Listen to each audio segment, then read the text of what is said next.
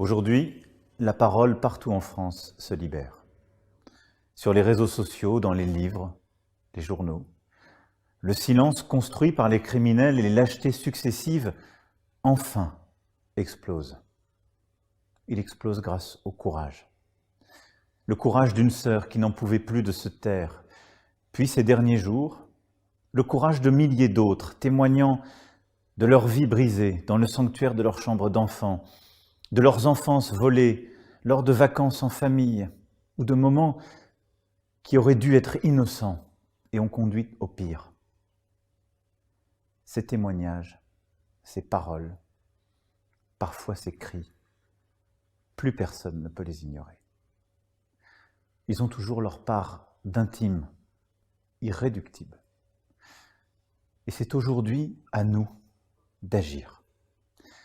Ne jamais nous habituer, ne jamais accepter. Tout faire pour arrêter maintenant les violences sur nos enfants, en sachant les écouter, en saisissant chaque signe, parfois en allant chercher ces signes, ces paroles, en demandant aux enfants à l'école, à l'hôpital, en rendant possible chaque parole. Car tout ce qui semble anormal doit pouvoir être dit. Il nous faut entendre, recueillir les témoignages des victimes, même des années, des décennies après. Il nous faut les accompagner. Il nous faut punir les criminels pour leurs actes passés et pour empêcher toute récidive. La honte aujourd'hui change de camp. Et à vous qui vous êtes libérés d'un fardeau que vous avez trop longtemps porté, à vous qui allez le faire et parfois hésiter, je veux juste vous dire, on est là, on vous écoute, on vous croit. La brigade de protection des mineurs, qui par ailleurs a fait une grosse enquête, n'a ni le temps ni les moyens de faire des filatures. Les filatures, c'est réservé aux gros trafiquants.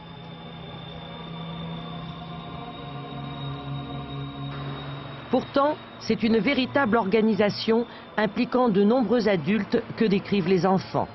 Et s'ils sont incapables d'indiquer le lieu des cérémonies, en revanche, Marie nous a dessiné un plan très précis de l'immeuble et de ses sous-sols.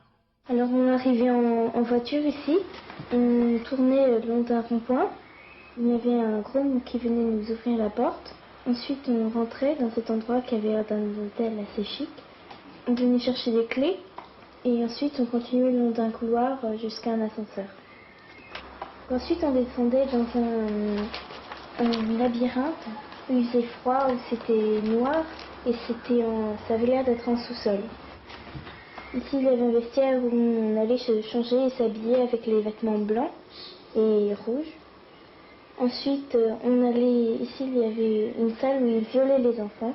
Ici, c'était la partie où il y avait surtout les filles qui violaient les garçons. Donc ici, mon petit frère.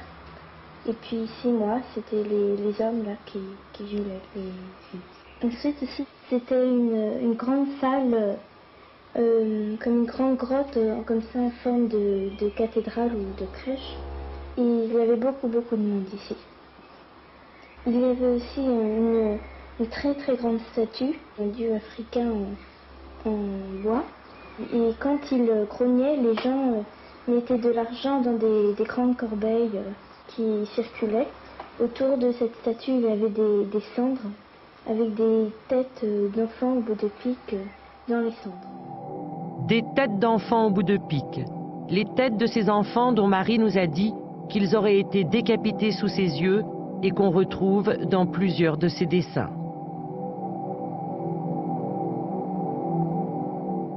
Pour accéder à ces sous-sols, Marie décrit en surface un immeuble, une sorte de grand hôtel avec tapis rouge face à un rond-point dans Paris ou sa région. Un bâtiment chic orné d'un perron en arrondi. De chaque côté de la porte d'entrée, de grandes baies vitrées. À gauche de l'immeuble, un espace vert dissimulé par une grille. Les policiers n'ont pas retrouvé cet immeuble. Alors, ils partent à la recherche d'un autre lieu. Probablement un sex shop où le père aurait emmené les enfants. Comme il nous violait aussi chez lui, il y avait quelqu'un qui venait à la maison ils se déshabillaient et ils nous mettaient leurs zizi dans notre bouche et ils nous filmaient. Ou alors ils nous disaient de nous faire des choses avec mon frère.